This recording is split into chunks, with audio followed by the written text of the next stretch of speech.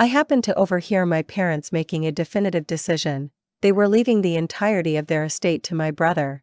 This revelation occurred just before Mom sent me a text message that read, "Don't call or don't come. It's over between us." I kept staring at the display, put my cup of tea down gently, and replied with just 2 words. "Got it." Although the physical house was silent, my brain was shrieking like a siren. If you have ever been completely cut out by the people who raised you, you understand that an empty room can hold the loudest noise imaginable. In a few hours, my phone would be flooded with desperate voicemails and missed calls. But on that night, I made a conscious decision to value my peace above their approval. Stick around. Whenever people inquire about my family dynamic, I usually offer a polite smile and assure them we were normal, because, frankly, we looked the part to anyone observing us. Dad owned 5 restaurants throughout Atlanta, all operating under the Ashford Diners name, prominently displayed in large gold script. Mom managed all the accounting. Owen was in charge of the charm. And me? I mastered the art of being background noise. Our holiday cards were always flawless. Coordinated sweaters, forced smiles, and Mom's pearls reflecting the light from the Christmas tree. What nobody ever witnessed was what happened the instant the photo was taken, the oppressive quiet, the rigid power structure, and the subtle cues that I was not their priority. Dad used to claim that Owen had the necessary business sense in his veins. He'd tell me, you have art. He spoke the word art as if describing a contagious disease. When I was 14, Owen received a top-of-the-line mountain bike. I received one purchased at a yard sale, which I spray-painted blue so it would match his. At 17, he wrecked his car while texting and driving. Dad replaced the vehicle less than a week later. When I got a minor parking violation, I was grounded from the car for 30 days. You would assume I'd have stopped trying, but I didn't. I kept fighting for their attention. When I was accepted into design school in Phoenix, I returned home and dramatically waved the acceptance letter, treating it like a life source. Dad barely glanced in its direction. He warned me, if you choose to abandon the restaurants, you are abandoning this family. Mom remained standing there, her mouth a tight line, silently agreeing with him. Owen offered a small, knowing smirk, as if confirming a victory. Perhaps he had. So, I walked out. I started working as a waitress every night, tutored freshman design students during the day, and survived primarily on ramen and coffee. I made sure to mail postcards home at the end of every semester. I never received a single reply, but I finished the program. I graduated with high honors and returned to Atlanta, and started handling small projects, apartment renovations, office layouts, and even restaurants, ironically, the exact type of place my dad ran. By the time I hit 33, my clients valued my professional judgment far more than my actual parents ever had. Nevertheless, when Mom became ill, I was immediately there for her. Her medical treatments were grueling. Chemotherapy, radiation, and specialists in New York. Our insurance coverage was minimal. I didn't hesitate for a moment. I covered everything, the medical expenses, the air travel, and the accommodation. Once she recovered and was in remission, I got a text message, "Thank you for everything, sweetie." That was the extent of it. No phone call, no embrace, just that brief message. A couple of years later, Owen called me, excited about his new venture, a food truck. Half a year later, it failed worse than his teenage car accident. I wired him $25,000 to prevent him from filing bankruptcy, and then an additional $15,000 later to help cover repairs when equipment broke down at Dad's restaurants. He often boasted about revitalizing the business structure. He never once acknowledged the funds came from me. It's peculiar how obligation compels you to continue writing checks, even when the emotional account is clearly empty. I kept rationalizing that I was supporting them, hoping this effort might finally make them notice me. However, family connections rely on mutual respect, not financial exchanges. And in our specific household, respect was a concept reserved for everyone except me. Consequently, when Dad phoned to schedule another compulsory family dinner for a business discussion, I agreed to attend. I genuinely thought they might finally ask me for my input, instead of just cash. Instead, that evening turned into the moment I grasped the devastating reality. And a bit later, while standing frozen on those stairs and hearing my father announce, "Everything will go to Owen," I finally understood the truth I had avoided my entire life. I was never meant to be a component of the legacy. I was merely the available financing. I wasn't even supposed to be at the house that night. My original intention was to grab takeout, go to bed early, and forget the difficult family meal from the previous week, the one where Dad had requested $50,000 as casually as ordering dessert. But I realized I had left my original design portfolio in their attic, containing college sketches required for an upcoming client presentation, so I drove over. It was nearly 7 p.m. The house looked welcoming, glowing warmly behind the curtains, the kind of light that once felt safe. When I stepped inside, the aroma of Mom's pot roast immediately greeted me. For a moment, things almost felt normal. I quietly placed my keys down, ready to call out to them. But then I heard my name. Dad's voice was low and steady. "Owen is the only one who actually cares about this family," he declared. "He is the future. She simply attends to her own life." Owen's easy, self-satisfied laugh followed. "So it's settled," he stated. "Everything goes to me." Dad's reply sliced right through me. "Everything. The house, the restaurants, the accounts. She has already received enough from us." Mom hesitated. Her fork softly tapped her plate. "She paid for my treatment, Franklin." Dad's tone hardened immediately. "That was her choice. You don't reward someone for doing what should be done out of love." Owen then chuckled again. "I guess I'm officially the heir." I stood paralyzed at the foot of the stairs, my heart pounding so hard it drowned out their voices. They were actively rewriting our shared history. Years of sacrifices were being reduced to meaningless background noise. I wanted to step forward, to shout that I wasn't demanding an inheritance, only respect. But I couldn't move. The element that truly crushed me wasn't Dad's verdict. It was Mom's complete silence. She didn't offer a defense, didn't even whisper an objection, she just continued eating. I retreated very slowly, terrified the floor might creak and reveal me. My fingers brushed the banister, it was cold and smooth, watching silently alongside me. By the time I reached the main door, my chest felt completely hollow. Driving home, my mind was stuck, repeating the same broken reel, Dad saying everything goes to Owen. Owen laughing. Mom staying quiet. When my phone buzzed that night, I thought maybe it was a moment of guilt. Perhaps Mom was reaching out, realizing I'd overheard. Instead, her text message flashed across the screen like a striking match. "Don't call or don't come. It's over between us." No explanation, no punctuation, just utter finality. For a long minute, I stared at the words. Then I set my tea down, and typed 2 words. "Got it." I didn't cry, I didn't yell at the phone, and I didn't beg for an explanation. The clock ticked, the tea grew cold, and the silence in my apartment pressed in, becoming a living thing. If you've ever had someone you love erase you with one line, you know the pain doesn't explode, it simply permeates. It systematically rewrites every single memory. That night, I sat in the dark, scrolling through every single payment I had ever made for them. Hospital invoices, credit card balances, restaurant utilities. Every dollar was concrete proof of my efforts to belong. And as I reviewed the list, I understood that belonging had never actually been something they were offering. I couldn't sleep that night.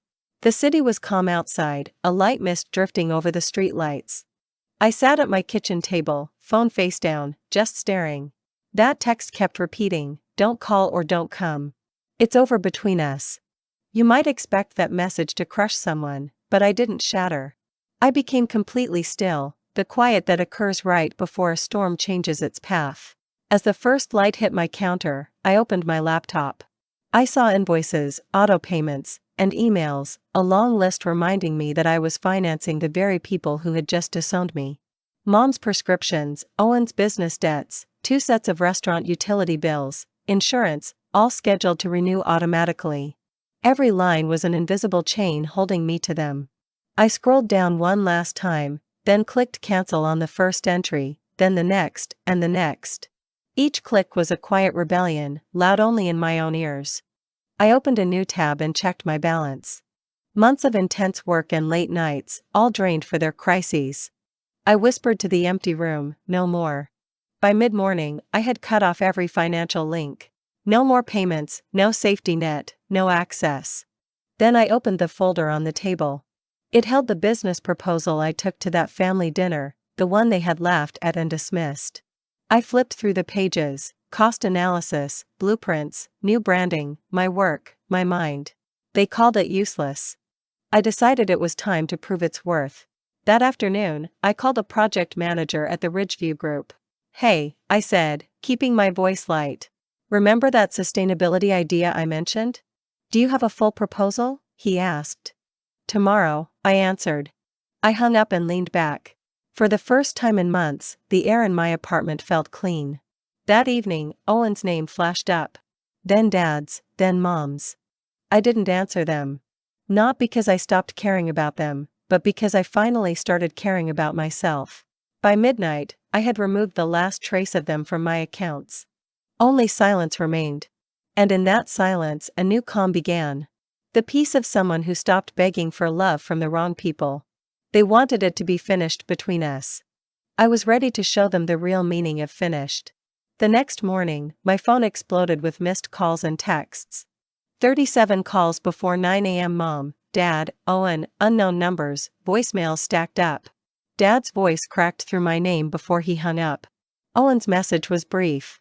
"You selfish brat, fix this." Mom's came last, soft and practiced. "Sweetheart, please call us. This isn't like you."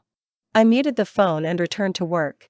3 proposals were due, 2 client meetings, and 1 very important email from the Ridgeview Group was waiting. When I opened it, my heart rate slowed. Subject: loved your concept. Can we meet tomorrow to discuss partnership? I smiled. They thought cutting me off would destroy me, but it only made space for something better. By noon, the calls grew frantic. Dad emailed, "Urgent, restore payments immediately." Owen texted, "You're ruining the restaurants."